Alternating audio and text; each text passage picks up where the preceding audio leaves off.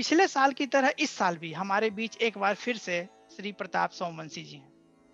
आपके सहयोग के लिए मैं बेहद आभारी हूं। जैसा कि हरिकिशन शर्मा जी ने भी बताया, आप एक वरिष्ठ साहित्यकार और हिंदुस्तान के कार्यकारी संपादक हैं। आपकी गजल संग्रह इतवार छोटा पड़ गया 2016 की बेस्ट सेलर है। आप European anthology of world poetry में एकल हिंदी कवि के तौर पर शामिल हैं। पाकिस्तान में प्रकाशित जदीद हिंदी शायरी पुस्तक में आपकी 5 नज़्में शामिल। मलाला यूसुफजई पर लिखी नज्म पूरी दुनिया में चर्चित, अंग्रेजी, उर्दू, बांग्ला में अनुवाद किया गया। पाकिस्तान के द जंग और द एक्सप्रेस में प्रकाशित। मलाला को नोबेल मिलने के दिन वॉइस ऑफ अमेरिका से लाइव प्रसारित भी हुआ। पहली साउथ एशिया मीडिया फेलोशिप पाने वाले पत्रकार हैं आप। किसानों की आत्महत्या के सवाल पर काम के लिए कई अंतर्राष्ट्रीय सम्मान पा चुके हैं। अनौपचारिक शिक्षा के पाठ्यक्रम निर्धारण समिति में 1990 से 95 तक 100 से अधिक पुस्तक प्रवेशिका के रचना मंडल में लेखक के तौर पर शामिल। अनेक विश्वविद्यालयों में पत्रकारिता पाठ्यक्रम के विषय विशेषज्ञ और भी बहुत कुछ, जिनके लिए शायद मेरे पास अभी शब्द नहीं है। इसी के साथ श्री प्रताप सोमवंशी जी को मैं आमंत्रित करना चाहता हूं और हम कोशिश करते हैं कि हम उन्हें पूरी जोश और प्यार के साथ सुनें। प्रताप जी। नमस्कार गौतम जी और सभी को बहुत बहुत नमस्कार अग्रज वाजपेयी जी। और अच्छी बात यही है कि आप देखिए कि कैसे जो भाषा हमें बात जोड़ती है और ये जो वर्चुअल प्लेटफॉर्म है, कितने सारे नाम हम साहित्यिक पत्रिकाओं में ही पहले पढ़ते थे और हम यहाँ उनको देख रहे हैं। कन्हैया जी हैं, दिगंबर नासवा हैं, तो इन सबको मेरा प्रणाम। और प्रेमवदा दास जी, विक्टर जी, प्रियंका जी और गुलशन ढींगरा जी, राम यादव जी, वैभव पांड्या जी और भी बहुत सारे, धर्मेंद्र यादव मित्र हैं मेरे इलाहाबाद के, और सब आनंद स्वदेशी जी, आनंदी जी। इसमें मैं स्क्रीन का नाम पढ़ रहा हूँ, कई बार होता है कि स्क्रीन का पे नाम किसी और का भी होता है, तो डॉक्टर शिप्रा जी और आदित्य जी, और एक नाम है गैलेक्सी M30, तो जो भी हो उनको मेरा प्रणाम। तो सबसे सुंदर बात यह है कि आप देखिए भाषा कैसे बांधती है, कैसे जोड़ती है और कैसे पकड़ती है। मैं केदारनाथ सिंह की कविता है भाषा पे, उसके कुछ लाइनें हैं कि ये मातृभाषा क्या होती है। तो कहते हैं कि मातृभाषा कि जैसे लौटती हैं चींटियां अपने बिलों में, कठफोड़वा लौटता है काठ में, वायुयान लौटते हैं एक के बाद, लाल आसमान में डैने फैलाए हुए, ओ मेरी मातृभाषा मैं लौटता हूँ तुम में। तो ये जो तुम में का लौटना है, ये जो मुझ में का लौटना है, ये लौटने का सुख आज अपनों के साथ हम साझा कर रहे हैं। भाषा कैसे बांधती है, जोड़ती है। एक बहुत छोटा सा उदाहरण मैं सुनाऊंगा कि वाशिंगटन में जो म्यूजियम का एक म्यूजियम है, जो न्यूज़ संबंधित म्यूजियम है, तो वहाँ मैं बैठा हुआ नीचे फ़ोन पे बात कर रहा था बीच के लॉबी में। पहले बात कर रहा, पीछे कोई महिला बैठी थी, उल्टी पीठ करके, ऐसे बेंच बनी हुई थी। तो पहले मैं बात कर रहा था किसी से, अंग्रेजी में बात कर रहा था। फिर अचानक गाँव से मेरी अम्मा का फ़ोन आया, तो मैं टिपिकल अवधी में बतियाने लगा। तो वो लेडी बहुत ही चौकन्नी हो गई कि ये क्या बोल रहा है आदमी। वो पूरा शब्द पकड़ रही थी, सुनने की कोशिश करे। फिर उसने मुझसे पूछा कि भाई आप क्या बोल रहे हैं? तो उसने अपने अंदाज से लगाया कि मैक्सिकन का कोई वैरायटी है। तो उसने कहा ये मैक्सिकन बोल रहे हैं। मैंने कहा नहीं, मैं डायलेक्ट है हिंदी का, अवधी इसे बोल रहा हूँ। तो बोले ये क्या है? तो मैंने कहा साहब हमारे यहाँ जो डायलेक्ट हैं वो 16 तो हिंदी के डायलेक्ट हैं, मतलब प्रॉपर, जिनके ग्रामर है, साहित्य है और सब कुछ है। और फिर उसके बाद हज़ारों उसकी उपबोलियाँ हैं। तो ये 16 से लेके और 1000 के बीच की चीज़ है। मैं सब कुछ मिला-जुला के बोल रहा हूँ। तो मैं थोड़ी देर मेरी बात हुई। तो आप देखिए कि जो बोली की मिठास होती है, जो मेरी और मेरी माँ के बीच की जो संवाद की जो मिठास, जो तार था, उस तार से वो जुड़ी, उसके कुछ समझ में नहीं आ रहा था, लेकिन उसने भी उसे अपनी ओर आकर्षित किया।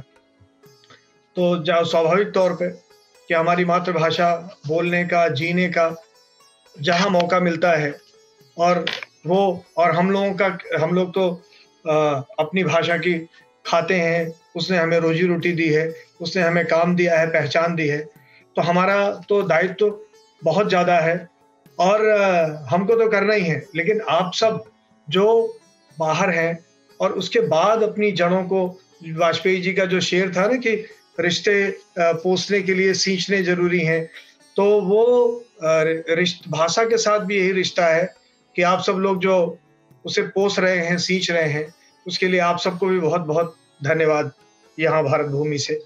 मैं बस 2-3 गज़लें सुनाता हूँ, और इस बार मैंने सोचा था कि ऐसा सुनाऊँगा कि आप यूट्यूब में आपको ना मिले।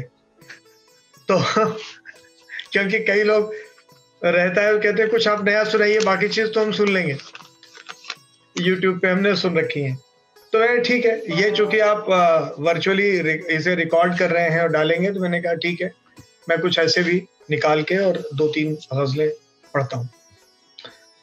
तो शेर ये देखें, जैसे मुशायरे या कवि सम्मेलन की एक परंपरा होती है कि उसका कोई सद्र होता है, तो जिस सद्र को से आप टेक लेके सुनाते हैं, तो यहाँ बहुत सारे मेरे बड़े हैं, तो कॉमन तौर पे सब इस गोष्ठी की अध्यक्षता कर रहे हैं, और कविता के हमारे बड़े हैं वाजपेयी जी, तो मैं वाजपेयी जी से अनुमति लेके पढ़ता हूँ। बुरा जब भी लगा,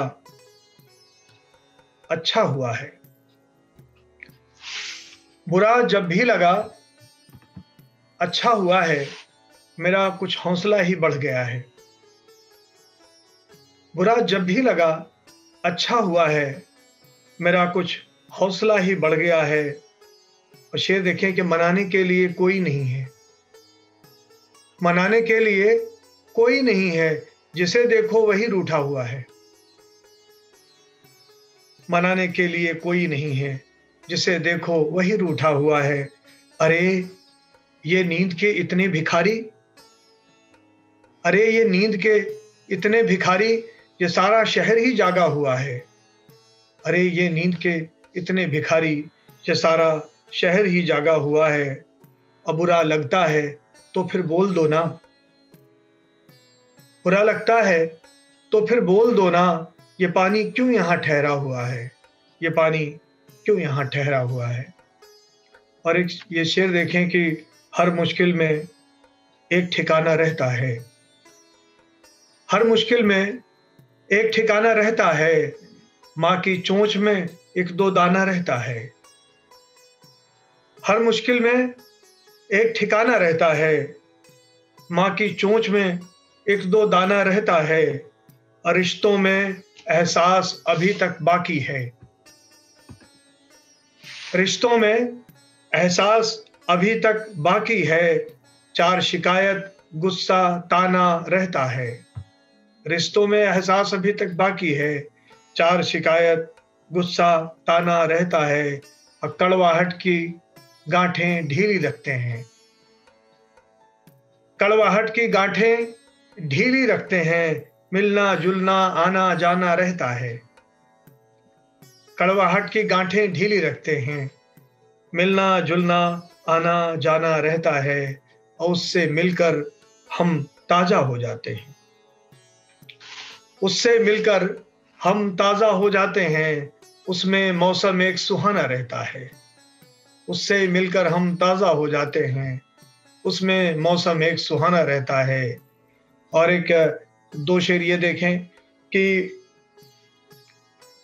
मेरे जो अभी प्रधान संपादक हैं, उन्होंने एक दिन कहा कि मैं सारे लोग मेट्रो से जाते आते हैं, तो मैं भी पब्लिक ट्रांसपोर्ट इस्तेमाल करूंगा और मेट्रो से जाऊंगा।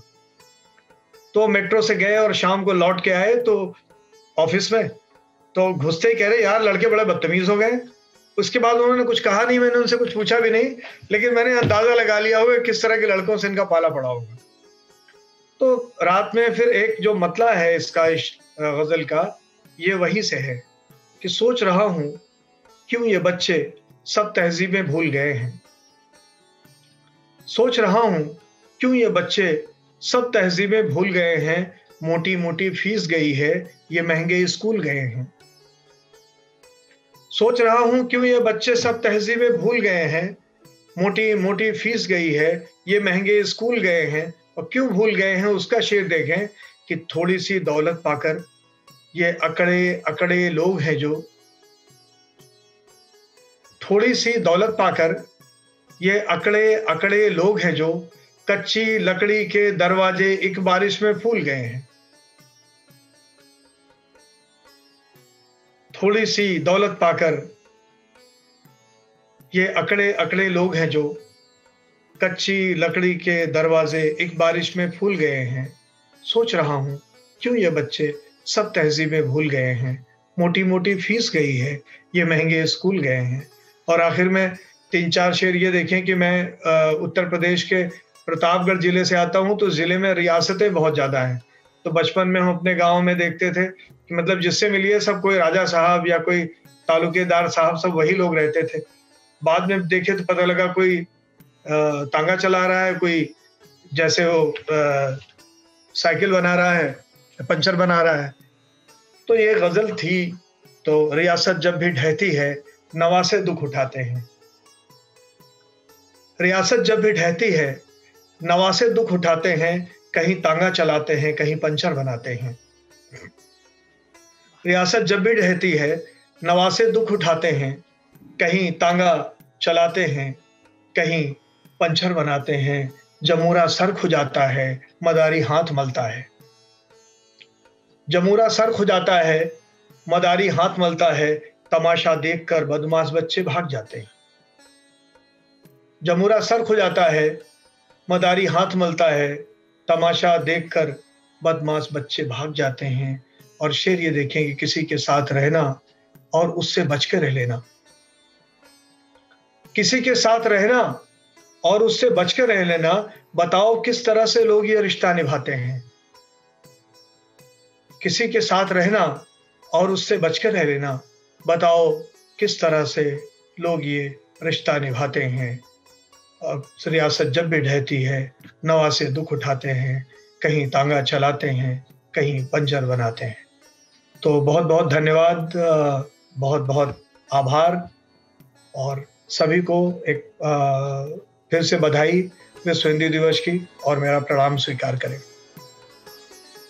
बहुत ही खूबसूरत, बहुत बहुत धन्यवाद सोमवंशी जी। और ये हम लोगों का सौभाग्य कि आपकी नई नज़में, नई गज़ल हमें इस मंच पर सुनने को मिला। इसके लिए मेरी तरफ से तहे दिल से बहुत बहुत शुक्रिया कि आपने इस मंच को इस लायक समझा। और उम्मीद करते हैं कि हम लोग आगे भी जुड़ते रहेंगे और नई नई गज़लें, नज़में इस मंच पे आपसे सुनते रहेंगे।